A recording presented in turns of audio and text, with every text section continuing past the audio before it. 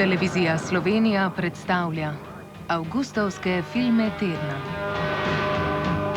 Neverjetne, kontroverzne, nekonvencionalne, filme za vse okuse z vseh koncev sveta. Filozofske, akcijske, duhovite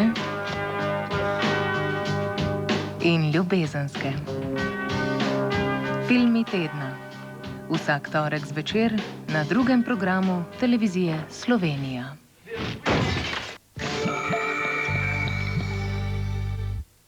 Da bo dotik prijeten tudi zvečer. Gel Aloe Vera Easy ohlaja in pomirja po sončenju razdraženo kožo. Easy, naravni zaveznik moje družine. V celi Evropi so detergenti neodvisno testirani. Tokrat v Sloveniji na osnovi 28 trdovratnih madežev, kot so trava, sadni sok, kri in omaka. In zmagovalec testiranja je bil Persil. Persil zasluži zlato medaljo. Persil in veš, kaj imaš.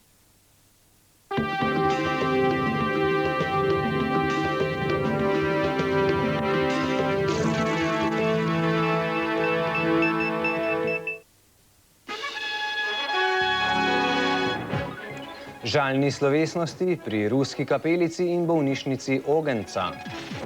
Kje bodo počitnice preživeli slovenski politiki? Na avstrijskem Koroškem nov napad na slovensko manjšino. Za zdravila po 5 do 10 milijonov dolarjev letno. Od danes še več omejitev pri oglaševanju tobačnih izdelkov.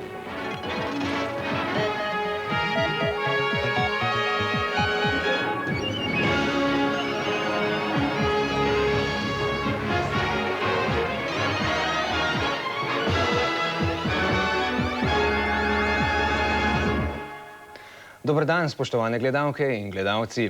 Poletna nedelja je v Sloveniji ponudila kopico prireditev in srečanj. Pri ruski kapelici pod Vršičem so obudili spomin na umrle ruske vojake, ki jih je leta 1916 pri gradnji ceste čez prelaz zasul snežni plaz. Slovesnosti sta se poleg slovenskih državnikov udeležili tudi ruska državna in cerkvena delegacija. To je vodil kurski in rilski nadškof German. Spomin na tragični dogodek izpred 90 let pod Vršič vsako leto pripelje nekaj 100 ljudi. Slovesnost, ki jo pripravljajo rusko veleposlaništvo, Kranjskogorska občina in Društvo slovensko-ruskega prijateljstva, je tudi priložnost za srečanje državnikov in gospodarstvenikov obeh držav. Tudi danes se jih je nemalo zbralo ob kapelici, ki so jo v spomin mrtvim tovarišem leta 1917 postavili ruski vojaki in je postala simbol enotnosti in prijateljstva obeh narodov. Slavnostni govornik, podpredsednik državnega zbora, je spomnil na čas, ko je tisoče ruskih vojnih ujetnikov v nemogočih razmerah gradilo za takratno Avstrijo strateško pomembno cesto prek Vršiča in poudaril, da število žrtev in neznanih grobov pod Prisojnikom verjetno nikoli ne bo znano. Morda je številka 10 tisoč umrlih, ki jih omenja kranjskogorski domačin, res izredno visoka in morda nekoliko pretirana. A ob vsem, kar se je dogajalo z ruskimi vojnimi ujetniki, ob gradnji ceste verjetno. Vodja ruske delegacije, ki se je zahvalil Kranjskogorcem, ki skrbijo za spomenik, pa je opozoril, kako pomembna je enotnost med narodi v času, ko zaradi terorizma s tesnobo razmišljamo o prihodnosti. Именно такие примеры показывают нам члены общества «Дружба Словения-Россия» и руководители этого общества, которые из года в год поддерживают ту память о русской капелице на Vršiče, которая дорога всем нам. Kot je še napovedal Mezencev, bo prihodnje leto ob 90-letnici tragičnih dogodkov pod Vršičem ruska kapelica obiskovalce pričakala obnovljena. Denar za prenovo spominskega parka boste prispevali tako slovenska kot ruska vlada. V Loškem potoku pa so pripravili slovesnost v spomin na tragične dogodke pred 63 leti, ko so italijanski vojaki zaradi izdaje odkrili in napadli partizansko bolnišnico Ogenca. Da ne bi padli v roke napadalcem, so bolni partizani prosili bolničarko Mimi Čepon, naj jim vzame življenje. To je tudi storila, nato je ustrelila še sebe. ranjene partizane so, da jih ne bi odkril sovražnik, skrili v to kraško jamo. Gabriel Čepon, brat bolničarke Mimi Čepon, se na kraju, kjer se je zgodil tragični dogodek, spominja. Tukaj, če ne bi izdajalca bilo, jih ne bi odkrili. Izdajalci so nam naredili veliko več gorja kot okupatorji. Roška ofenziva je močno zaznamovala ta konec Slovenije. Italijani so požgali več kot 20 vasi, ljudi pobili ali pa internirali. Tudi Albina Jevšnika, ki je imel takrat 4 leta. In takrat so požgali našo vas Novi Kot in nas odpeljali na hrvaško stran v Prezid, kjer smo čakali 2 dni in potem naprej z vojaškim transportom pristanišče Reko in na Rab. Slavnostni govornik na Ogenci, minister za obrambo Karel Erjavec, je v svojem govoru poudaril, kako pomembno je, da se spominjamo dogodkov, kot je Ogenca. Da se pravilno pove, kaj se je v tistih časih dogajalo, ker danes se dogaja, da nekateri bi želeli drugačne poudarke iz tistega časa. Slovesnost v Ogenci je tradicionalna in ostalo bo tako, pravijo v Loškem potoku. Da se ohranja ta spomin na borbo, ki je bila za osamosvojitev, za svobodo slovenskega naroda, za samostojnost, ki smo jo dosegli seveda mnogo kasneje. Takšne svečanosti so pomembne zato, so še povedali udeleženci, da ohranimo tradicijo, ter da znamo ceniti svobodo in svojo domovino. Za poslance se po številnih rednih in izrednih sejah le začenjajo počitnice in tudi vlada odhaja na dopust. Če bo treba, bodo politiki o nujnih zadevah kljub temu odločali, se bodo lahko povezali po svetovnem spletu ali telefonu, ne glede na to, kje bodo dopustovali, v hribih, na morju ali kje drugje. Nekaj politikov smo vprašali, kje si bodo nabrali novih moči. Predsednik republike Janez Drnovšek bo do 5. avgusta na avstrijskem Koroškem. Predsednik vlade Janez Janša pa je tako kot že nekaj let zapored na krajšem oddihu v Lepeni v dolini Trente.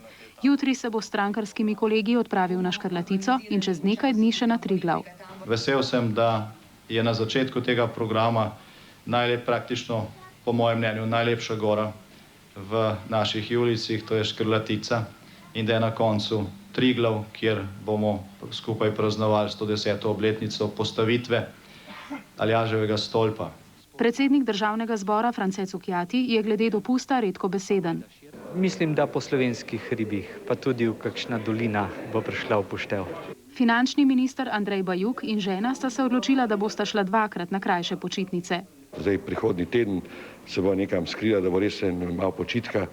Potem so se pa že zmenila z najnimi otroci, da se bomo dobili in sicer bom šel prvikrat obiskat novo vnukinjo, ki jo še ne poznam, ki je bila pred 2 meseci rojena. Ta je v New Yorku. Konec avgusta namerava obiskati še vnukinjo v Washingtonu. Dopust Janeza Podobnika bo kratek, polovico počitnic bo preživel v slovenskih gorah.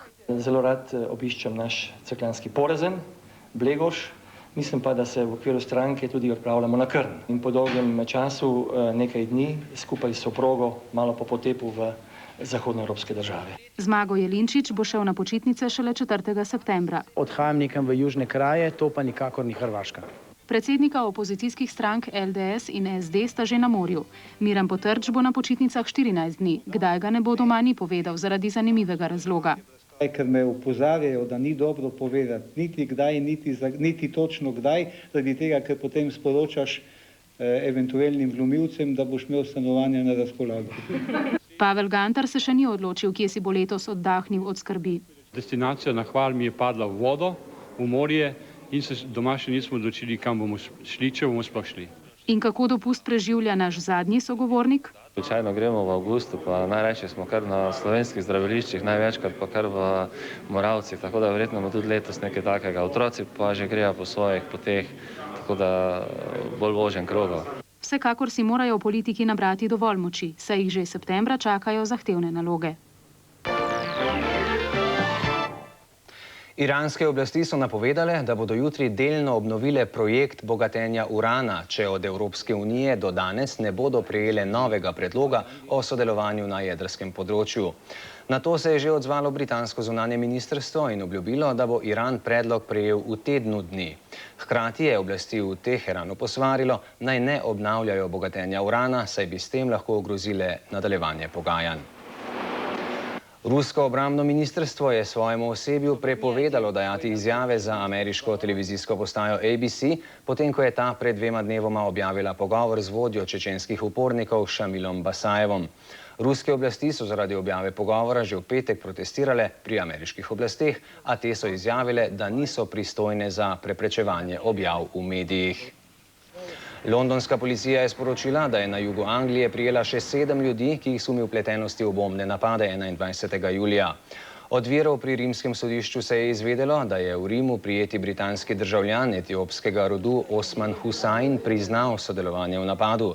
Tega naj bi namerno izvedel tako, da ni bilo človeških žrtev. Zatrdil naj bi še, da ni član nobene teroristične mreže. Odvetnica Husajna, ki naj bi se za napad odločil zaradi nasprotovanja vojni v Iraku, bo skušala preprečiti njegovo izročitev v Veliki Britaniji. Guverner italijanske centralne banke Antonio Fazio se je znašel v težavah, potem ko so prišli na dan telefonski prisluhi, ki ga obremenjujejo, da naj bi oviral pohod tujih bank na italijanski trg. Ker se je primer znašel na prvih straneh uglednih tujih finančnih časopisov, je to močno omajalo ugled in verodostojnost osrednje italijanske finančne institucije. Zato se z afero ukvarja tudi vlada, kako bo ukrepala, pa naj bi se odločila v sredo. V Italiji ima guverner centralne banke doživljenjski mandat, imenuje ga vrhovni svet banke, ki ga sestavlja 13 regionalnih predstavnikov.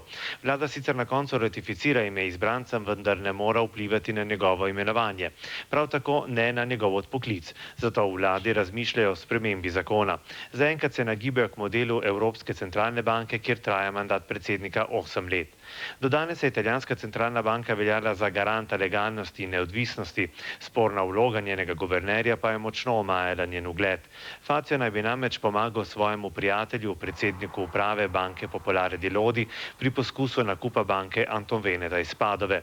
Za nakup se je sicer prva zanimala nizozemska banka ABN AMRO, vendar je Banka Italije toliko časa zavlačevala z odobritvijo prošnje, da so medtem njeni konkurenti pridobili nadzor nad upravo Antonvenete. Nizozemci so se pritožili na sodišče in obvestili Evropsko komisijo. Zadevo pa zdaj preiskuje tudi italijansko tožilstvo. V neki vili na jugovzhodu Francije so našli mrtvega nekdanjega predsednika Evropske centralne banke Wima Duisenberga.